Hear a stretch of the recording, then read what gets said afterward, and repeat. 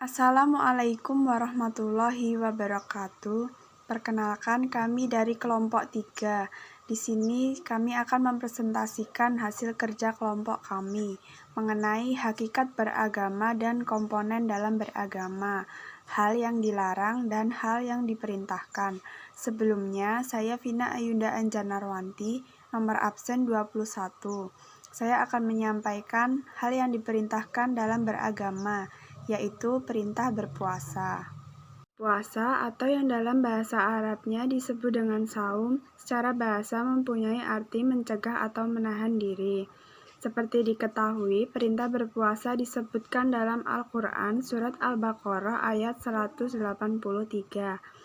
A'udzubillahi minasyaitonirrajim. Bismillahirrahmanirrahim. Ya ayyuhallazina amanu kutiba alaikumusyamu kama kutiba alal ladzina min qablikum la'allakum tattaqun, yang artinya, hai orang-orang yang beriman, diwajibkan atas kamu berpuasa sebagaimana diwajibkan atas orang-orang sebelum kamu agar kamu bertakwa. Bagi umat Islam, tentu saja menjalankan ibadah puasa adalah sesuatu yang wajib. Hal ini dikarenakan ibadah puasa masuk dalam salah satu rukun Islam keempat yang harus dilakukan kita umat Islam.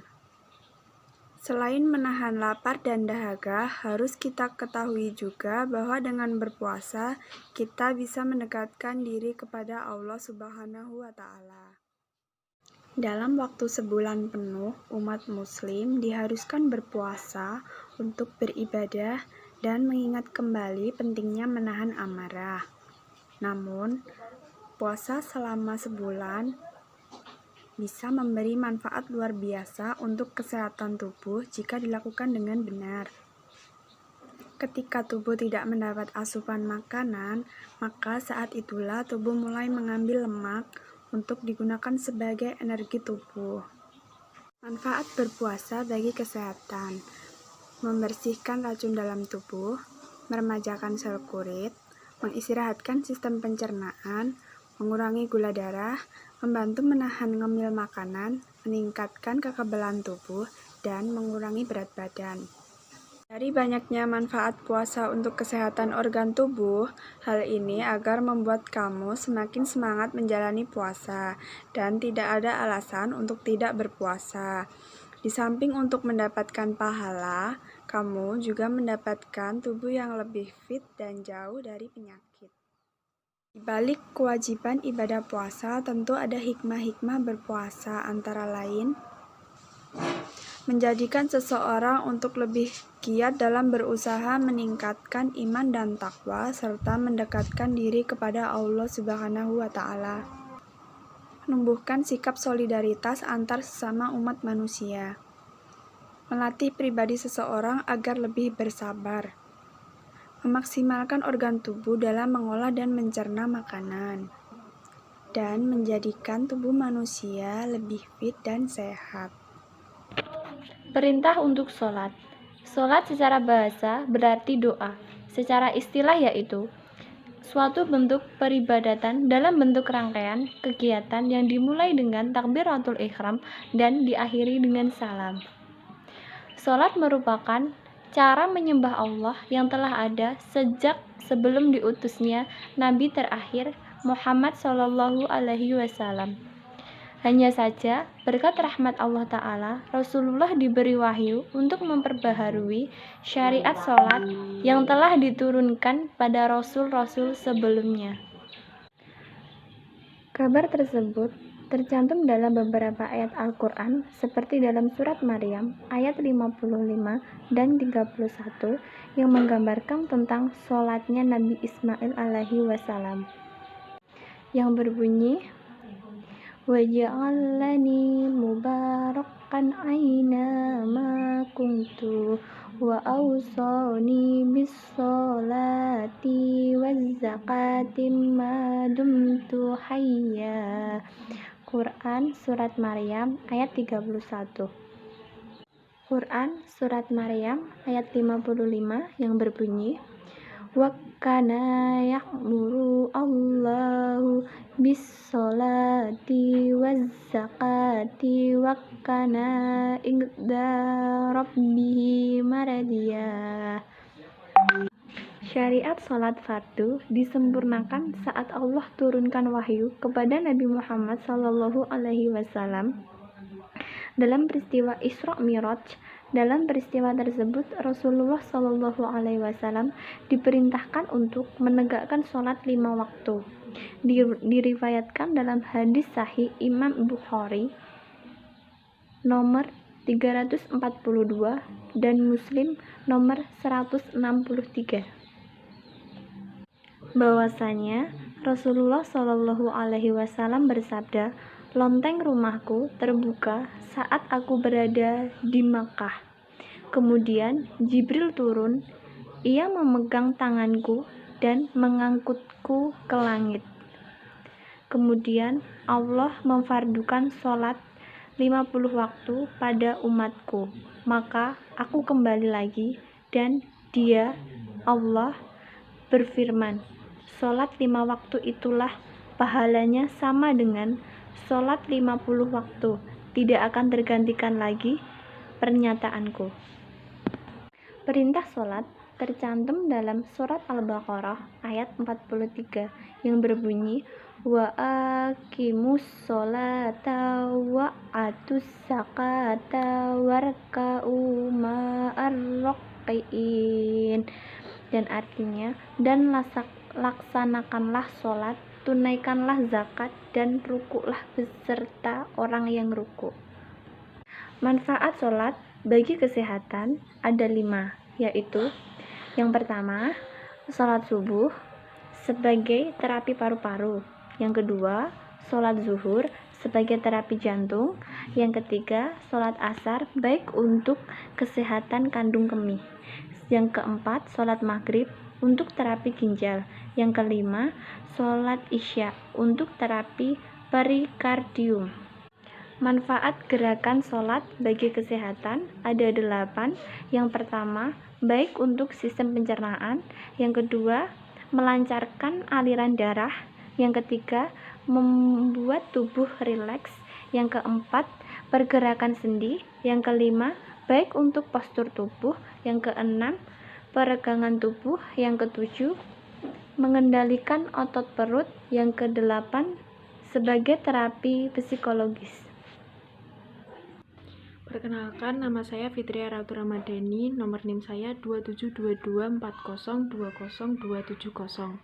Di sini saya akan mempresentasikan tentang larangan makan dan minum sambil berdiri.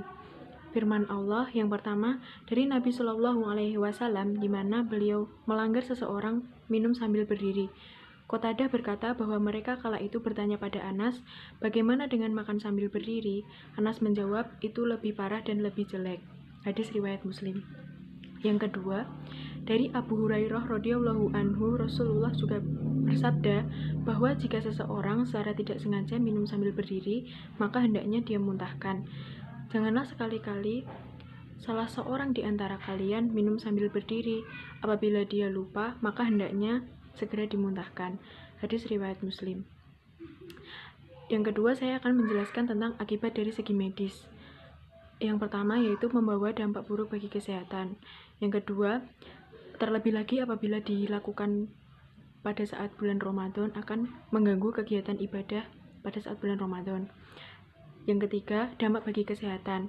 Yang pertama, menyebabkan rasa lapar yang berlebih karena makan dan minum sambil berdiri dapat menyebabkan pengosongan perut lebih cepat. Yang kedua, mendorong lebih banyak makan. Seperti yang sudah disebutkan sebelumnya, menyebabkan rasa lapar yang berlebih, makan dan minum sambil berdiri, maka cenderung lebih banyak makan. Yang ketiga, membuat perut kembung, bahwa apabila seseorang makan dan minum sambil berdiri, cenderung makan lebih cepat. Dengan begitu, sangat disarankan mereka makan sambil duduk dengan postur tegap. Dengan begitu, proses pencernaan berfungsi dengan baik. Yang keempat, menyebabkan penyakit ginjal. Ginjal tidak bisa melakukan proses penyaringan dengan baik apabila kita minum sambil berdiri, mengingat ginjal merupakan organ tubuh yang vital sehingga memiliki banyak fungsi. Salah satu fungsinya yaitu untuk melakukan proses penyaringan Minum sambil berdiri menyebabkan filter penyaring pada ginjal menjadi tertutup. Jika demikian, air akan langsung masuk ke dalam kandung kemih. Akibatnya, kotoran menumpuk di ureter dan menyebabkan gangguan pada saluran kemih. Dampak jangka panjangnya lagi adalah kerusakan permanen pada ginjal. Perkenalkan, nama saya Friska Ayu Dwi Ramadhani, nomor absen 25. Materi yang selanjutnya yaitu larangan membuat tato. Tato secara bahasa adalah melukis, mengukir, atau merajah kulit dengan jarum dan zat berwarna dalam berbagai bentuk gambar, simbol, atau sekedar coretan. Tato bersifat permanen karena terlukis dalam kulit. Jenis-jenis tato yang perlu kita ketahui yaitu yang pertama ada tato amatir. Tato amatir adalah tato yang dibuat bukan oleh ahli tato dengan peralatan seadanya. Yang kedua ada tato budaya. Tato budaya adalah tato yang dibuat oleh karena tujuan khusus tertentu seperti untuk ritual atau sebagai tanda kecantikan. Yang ketiga ada tato profesional. Tato yang dibuat oleh ahli tato dengan menggunakan mesin tato. Yang keempat ada tato kosmetik. Tato kosmetik adalah tato yang dibuat sebagai make up permanen seperti tato untuk lipstik, alis, blush, rambut palsu, dan lain-lain. Dan yang terakhir yaitu ada tato medis. Tato medis adalah tato yang dibuat untuk keperluan medis tertentu. Bahaya tato bagi kesehatan. Berikut adalah beberapa resiko atau bahaya tato, terutama jika menato dengan alat yang tidak steril. Yang pertama, bisa terkena infeksi. Pembuatan tato dengan alat yang tidak steril meningkatkan resiko terjadinya infeksi virus, bakteri, ataupun jamur seperti HIV atau hepatitis C. Spesies bakterinya yaitu Mycobacterium ceylonii bisa menyebabkan ruam yang menyakitkan yang bisa bertahan berbulan-bulan. Yang kedua yaitu reaksi alergi. Reaksi alergi dapat disebabkan oleh tinta yang digunakan. Pewarna atau logam tersebut dapat melukai jaringan atau menyebabkan pembekakan atau ruam pada kulit. Yang ketiga yaitu menyulitkan pemeriksaan kulit. Tato dapat menutupi kemungkinan masalah pada kulit. Dokter bisa dibuat kesulitan saat melakukan pemeriksaan kulit atau saat mencari tai lalat yang mungkin bersifat kanker. Dan yang terakhir yaitu paparan sinar matahari membuat tato gatal. Bagi sebagian orang, paparan sinar matahari bisa menyebabkan tato menjadi gatal dan kemerahan. Hal tersebut biasanya disebabkan karena kandungan dalam tinta yang digunakan untuk menato. Hukum larangan membuat tato. Para ulama sepakat bahwa hukum memakai tato adalah haram yang didasarkan pada hadis sahih riwayat Bukhari dan Muslim, yang artinya Allah melaknat wanita yang menyambung rambutnya, melakukan tato di wajahnya atau mutawasimah, menghilangkan rambut dari wajahnya, menyambung giginya demi kecantikan. Mereka telah merubah ciptaan Allah Subhanahu wa taala. Hadis riwayat Bukhari. Pembahasan selanjutnya yakni mengenai larangan meminum minuman keras dan bahayanya. Pengertian minuman keras. Menurut agama Islam, minuman keras atau yang dalam Islam itu disebut dengan khamr adalah segala sesuatu yang memabukkan, baik itu berupa benda cair ataupun berupa benda padat. Minuman keras yang disingkat dengan miras merupakan minuman yang mengandung alkohol, dengan kenikmatannya yang banyak menimbulkan kesenangan semu. Minuman ini berhasil menjadi gaya hidup di dunia termasuk di Indonesia. Tak jarang minuman beralkohol bisa disajikan dalam perayaan tertentu atau pesta yang meriah. Walaupun termasuk minuman yang mewah, sayangnya minuman keras ini bisa membahayakan bagi kesehatan. Hukum meminum minuman keras. Hukum meminum minuman keras yaitu haram secara mutlak, dan zatnya itu sendiri adalah termasuk dari benda najis. Dalil yang menjelaskan tentang keharaman minuman keras. Bismillahirrahmanirrahim. Yas'alunaka 'anil khamri wal maisir. Qul fihima itsmun kabiru wa manafi'u lin-nasi wa itsmuhuma akbaru lin-naf'ihima. Al-ayah. Kemudian hadis Nabi juga menjelaskan, Bismillahirrahmanirrahim. Kullu muskirin hamron wa kullu muskirin haram. Al-hadis. Efek minuman keras dalam jangka pendek. Gejala bahaya yang ditimbulkan pada awalnya oleh peminum minuman keras antara lain, mulut akan terasa kering, jantung berdegup lebih kencang, menimbulkan rasa mual, kesulitan bernafas, sering buang air kecil bagi yang mengkonsumsinya. Kemudian efek minum minuman keras dalam jangka panjang. Adapun masalah kesehatan yang dialami oleh peminum minuman keras yang rutin yaitu seperti minuman keras menyebabkan liver membengkak, menyebabkan kerusakan otak, menyebabkan penurunan fungsi indera, mempercepat menopause, mengalami nyeri saat haid, cacat pada janin, osteoporosis, terkena kanker hati, kerusakan sistem pencernaan, berefek negatif terhadap hormon, overdosis, kecanduan, kematian, dan bisa menyebabkan hal-hal yang mengerikan lain. Maka, cara untuk mengurangi peminum minuman keras ini yaitu dengan memberikan pembelajaran akan haramnya minuman keras dan bahaya dari minuman keras itu sendiri. Karena memberikan pembelajaran tentang haramnya minuman keras dan bahayanya minuman keras itu lebih berharga daripada menyetop penjualan minuman keras. Karena sudah sangat sering dilakukan oleh hal-hal yang berwajib untuk menyetop penjualan minuman keras, akan tetapi masih banyak cara untuk mereka mengedarkan minuman keras tersebut. Ini yang dapat kami sampaikan. Apabila ada kesalahan, mohon dimaafkan. Semoga bisa memberikan pembelajaran bagi kalian semua dan bisa bermanfaat di dunia ataupun di akhirat.